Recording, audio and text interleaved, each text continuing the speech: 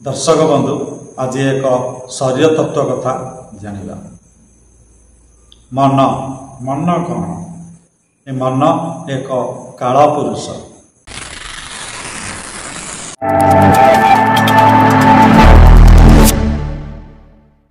जय जगन्नाथ जय जगन्नाथ जय जगन्नाथ।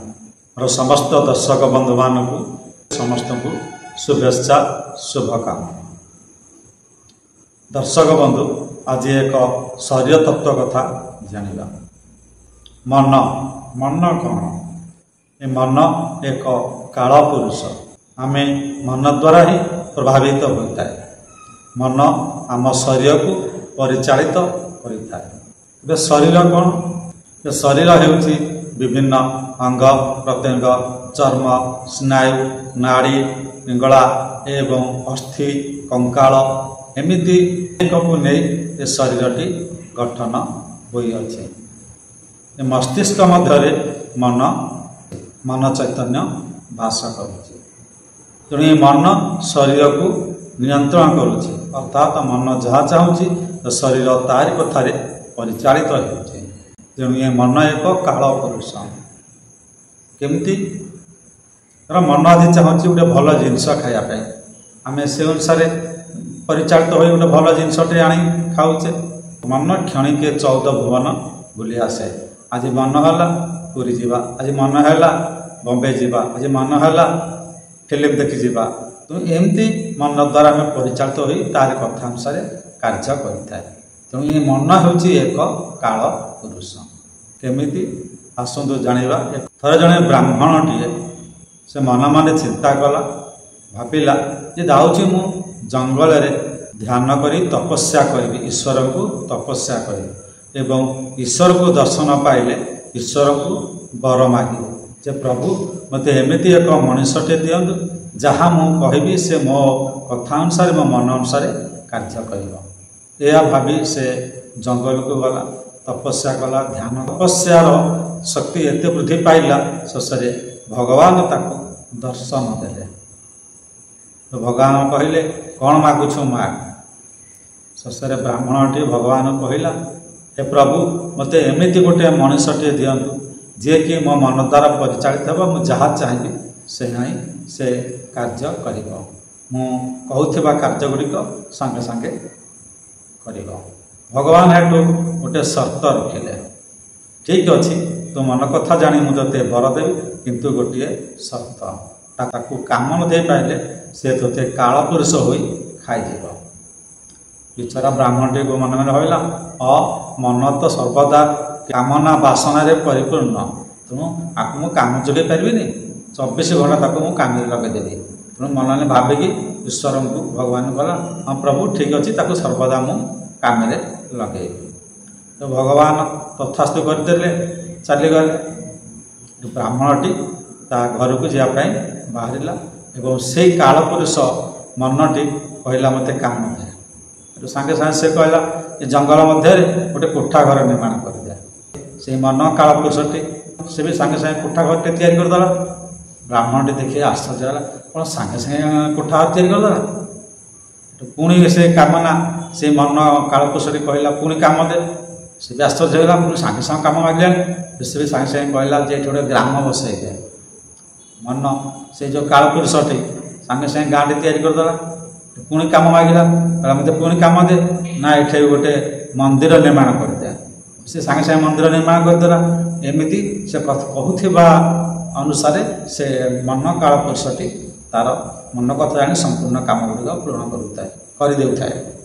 एमती से ताकू विभिन्न काम बराद करुए और ता काम अनुसार से करुए। चली चली चली चली गाँ पाखापाखि होगला। शेष से ब्राह्मणटी आ कौन काम दब कौन काम दब भाभी भाभी शेष व्यक्तिग्रस्त हो पड़ा। एतुर पड़ा कौन काम देवी कौन काम देवी। शेष डरिकी धाइबा आरंभ कला। ईश्वर को मन मन चिंता कला हे प्रभु मते रक्षा कर, मते रक्षा कर, मते रक्षा कर। ए मन काल पुरुष ठू मते रक्षा कर।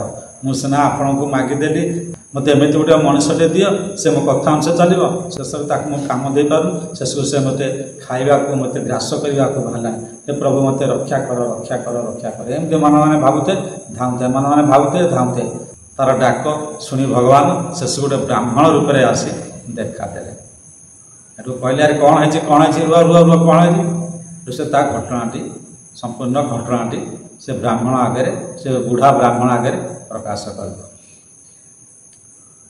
से बुढ़ा ब्राह्मण टी सांगे सांगे संकट उद्धार कला कहला से काम मागुची एमती गोटे काम दे सदा से काम निजुक्ति रही गोटे तू खुंट पोती दे ये खुंटे सर्वा तू चढ़ ओला चढ़ ओला चढ़ ओला जिते बड़े तोर कौन भल कम दरकार हम ताकू पुणी डाकबू पुणी से कथा ही कहू ये खुंटे चढ़ ओला चढ़ ओला शेष से ब्राह्मणटी कहला जे अरे मन ए काल पुरुष तू एक खुंट पोती दे से चढ़ ओला चढ़ ओला शेष से मन से काल पुरुषटी गोटे काठर गंडीटे से पोतिला से चढ़ला उठिला चढ़ला उठिला चढ़ला उठिला शेष से गरीब ब्राह्मणटी टे रक्षा पाइगला एवं से जो ब्राह्मणटी उपदेश देते से सागे सागे उद्धान हो गले से गरीब ब्राह्मणटी शेष कालपुरुष ठारू रक्षा पाइला बंचीगला।